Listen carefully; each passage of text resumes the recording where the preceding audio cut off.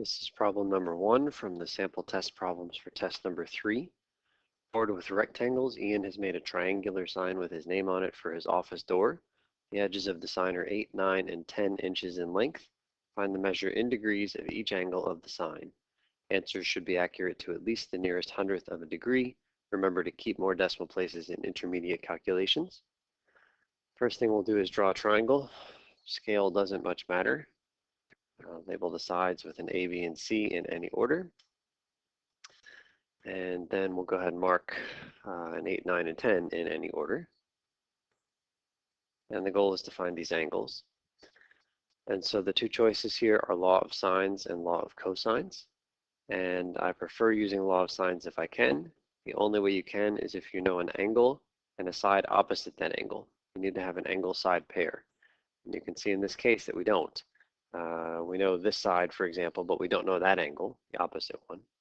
We know this side, but we don't know that angle, and we know this side, but we don't know that angle. So we can't use the law of sines because we don't have a pair, angle side opposite pair. So we must use the law of cosines. So we'll go ahead and write down any version of the law of cosines you want.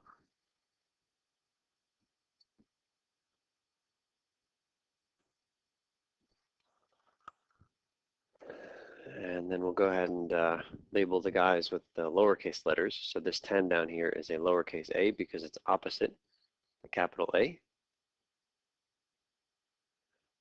And the 9 is the B.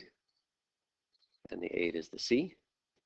So now let's see if we can plug in all of the knowns. The little a, b, and c are given. So c squared, so that's 8 squared, equals 10 squared plus 9 squared minus 2 times 10 times 9 times the cosine of the unknown angle C. And so the only unknown here is the C, and so we have enough to solve this problem. Let's do some arithmetic first. 64, 100 plus 81 is 181, minus 20 times 9 is 180. Cosine of C. There is a moment to make a mistake here, to try to combine these guys here. 181 minus 180 is 1. And you could maybe decide you want to stick the cosine of C at the end. Those are not like terms, so don't do that. Okay, so we're trying to solve for the angle C. So let's move the 181 over to the other side by subtracting.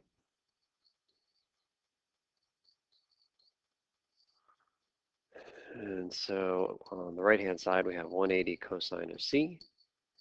Left-hand side, 117.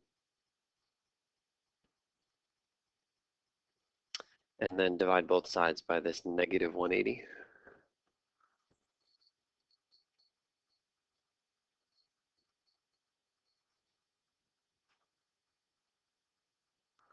So that means that cosine of C is negative 117 over 180. And to solve for the angle C, what do we need to do to both sides? Inverse cosine.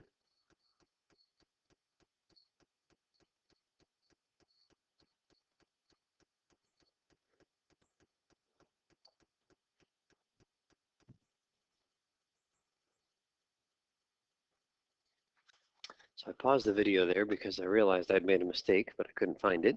I knew that there was a problem here in this last line because this says that the cosine of C is a negative number. It's that negative fraction.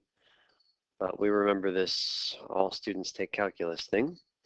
And we know that if the cosine is negative, then you're either in quadrants 2 or 3. And we've got a triangle here, and an angle in a triangle can't be any more than 180. So we're definitely not in quadrant 3.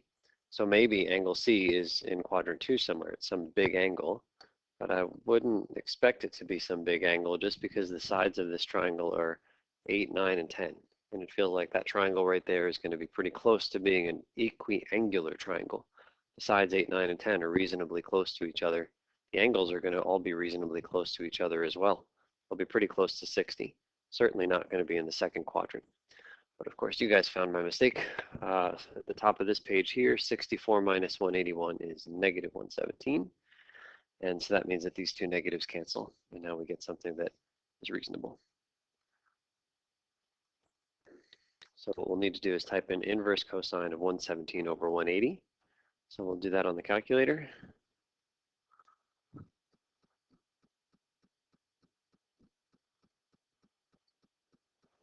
And before we hit enter, anytime we use the sine, cosine, or tangent buttons, we need to think about the mode.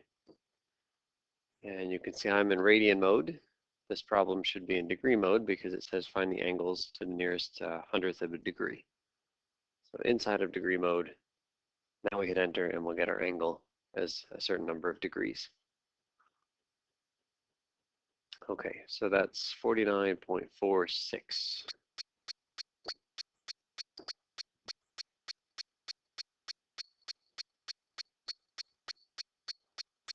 So that's your angle C. And you can play the same game using the law of cosines again, but just change these letters around, keeping the format the same, and then you could find angle A or angle B. I think it's easier to use the law of sines if you're able to.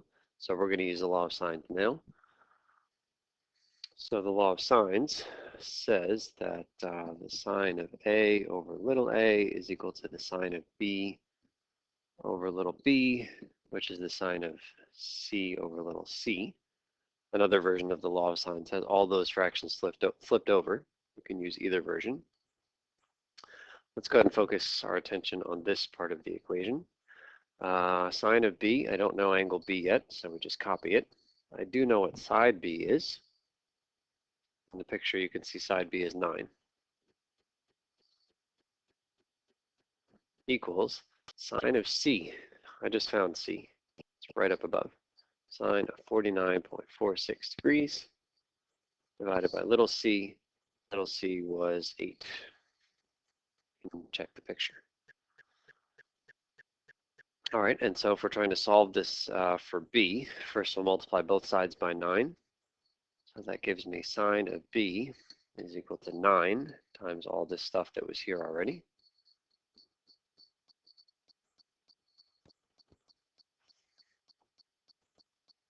Just draw a line to separate those two equations. And then finally, what we want to do is take the inverse sine of both sides here. So B is the inverse sine of everything up above. So that's what I'd like to type in. So we'll do that here. So we're doing inverse sine of 9 times sine of 49.46. Now, if you want, you can type that in, but I think maybe it's better because I've got that answer right up above to just second answer. That way we'll get the most accurate answer the calculator can give. So that's the top of the fraction and then divided by 8. And I'm still in degree mode, so I think we're good.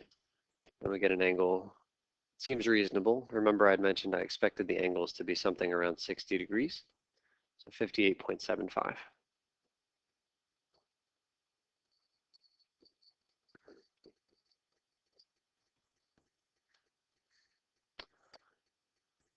And then if you want to find angle A, you could either do the law of cosines again or the law of sines again.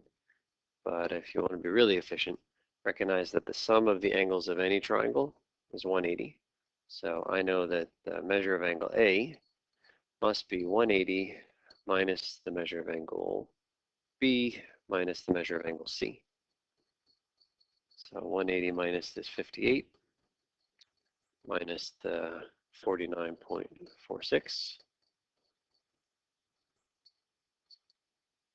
And so we'll type that into the calculator. I'll do second answer here. Probably could have stored that 49 thing so I didn't have to type it again. I'll type in a few digits just to make sure we are accurate enough to the nearest hundredth. It should be plenty. So 71.79.